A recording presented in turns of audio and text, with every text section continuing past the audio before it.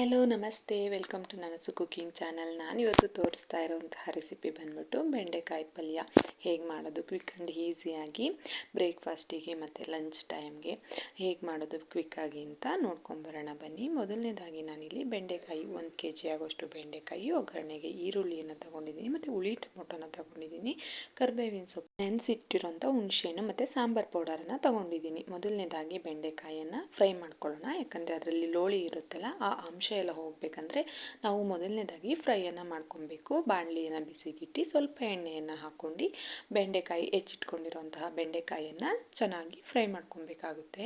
ಬೆಂಡೆಕಾಯಿ ಆಲ್ಮೋಸ್ಟ್ ಈ ಫ್ರೈಯಲ್ಲೇ ಬೆಂದೋಗ್ಬಿಟ್ಟಿರುತ್ತೆ.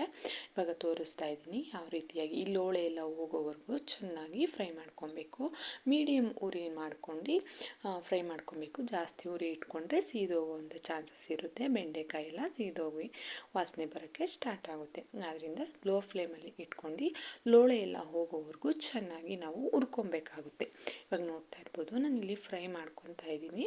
ಅದು ಲೋಳೆ ಎಲ್ಲ ಸ್ವಲ್ಪನೂ ಇಲ್ಲದೆ ಇರೋ ಥರ ಹೋಗಿರೋ ಹಾಗೆ ಹುರ್ಕೊಂಡಿದ್ದೀನಿ. ನೆಕ್ಸ್ಟ್ ಬಾಣಲಿಯನ್ನು ಬಿಸಿಗೆ ಇಟ್ಕೊಂಡು ಎಣ್ಣೆಯನ್ನು ಹಾಕ್ಕೊಂಡಿದ್ದೀನಿ. 4ರಿಂದ 5 ಸ್ಪೂನು ಎಣ್ಣೆಯನ್ನು ಹಾಕ್ಕೊಂಡಿದ್ದೀನಿ. ಮತ್ತು ಒಗ್ಗರಣೆಗೆ ಸಾಸಿವೆಯನ್ನು ಹಾಕ್ಕೊಂಡಿದ್ದೀನಿ. ಸಾಸಿವೆ ಸಿಡಿದ ನಂತರ ಕರಿಬೇವಿನ ಸೊಪ್ಪನ್ನು ಹಾಕ್ಕೊತಾ ಇದ್ದೀನಿ. ನೆಕ್ಸ್ಟ್ ನಾನು ಸಣ್ಣದಾಗಿ ಹೆಚ್ಚಿಟ್ಕೊಂಡಿರೋಂತಹ ಈರುಳ್ಳಿಯನ್ನು ಹಾಕ್ಕೊಂಡು ಫ್ರೈ ಮಾಡ್ಕೊಂಡಿದ್ದೀನಿ. ನೆಕ್ಸ್ಟು ಹುಳಿ ಟೊಮೊಟೊ, ನಾನು ನಾಟಿ ಟೊಮೊಟೊನ ತೊಗೊಂಡಿದ್ದೀನಿ. ಫಾರಮ್ ಟೊಮೊಟೊ ತೊಗೊಂಡ್ರೆ ಅಷ್ಟು ಚೆನ್ನಾಗಿ ಬರೋದಿಲ್ಲ ಬೆಂಡೆಕಾಯಿ ಪಲ್ಯ. ಹುಳಿ ಟೊಮೊಟೊ ತೊಗೊಂಡ್ರೆ ತುಂಬಾ ಚೆನ್ನಾಗಿರುತ್ತೆ. ಮೇಯ್ನಾಗಿ ಬಂದು ಬೆಂಡೆಕಾಯಿ ಪಲ್ಯಕ್ಕೆ ಹುಳಿನೇ ಇಂಪಾರ್ಟೆಂಟು. ಹುಳಿ ಇದ್ದಷ್ಟು ಬೆಂಡೆಕಾಯಿ ಪಲ್ಯ ತುಂಬ ಚೆನ್ನಾಗಿ ಟೇಸ್ಟ್ ಬರುತ್ತೆ. ಇದನ್ನು ಮೀಡಿಯಮ್ ಫ್ಲೇಮಲ್ಲಿ ಇಟ್ಕೊಂಡು ಫ್ರೈ ಮಾಡ್ಕೊಬೇಕು. ಇದು ಸ್ವಲ್ಪ ಟೊಮೊಟೊ ಮತ್ತು ಈರುಳ್ಳಿ ಎಲ್ಲ ಹೊಂದ್ಕೊಂಡಾದ್ಮೇಲೆ ಹುರಿದು ಇಟ್ಕೊಂಡಿದ್ದಂತಹ ಬೆಂಡೆಕಾಯಿಯನ್ನು ಅದರ ಜೊತೆಗೆ ಮಿಕ್ಸ್ ಮಾಡ್ಕೊಬೇಕು. ಮತ್ತು ರುಚಿಗೆ ತಕ್ಕಷ್ಟು ಉಪ್ಪನ್ನು ಹಾಕ್ಕೊತಾ ಇದ್ದೀನಿ. ಇದನ್ನು ಅಷ್ಟೇ ಚೆನ್ನಾಗಿ ಮಿಕ್ಸ್ ಮಾಡ್ಕೊಬೇಕಾಗುತ್ತೆ.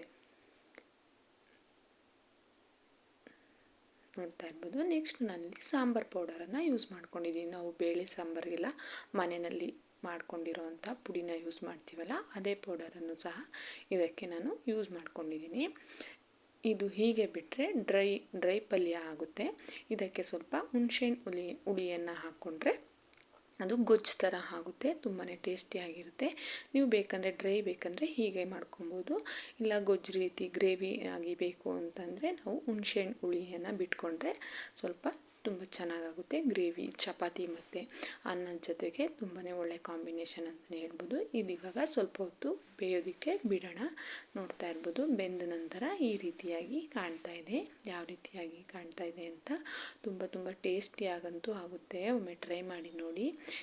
ಹೇಗೆ ಬಂದಿತ್ತು ಅಂತ ಕಮೆಂಟ್ ಬಾಕ್ಸಲ್ಲಿ ತಿಳಿಸೋದನ್ನು ಮರಿಬೇಡಿ.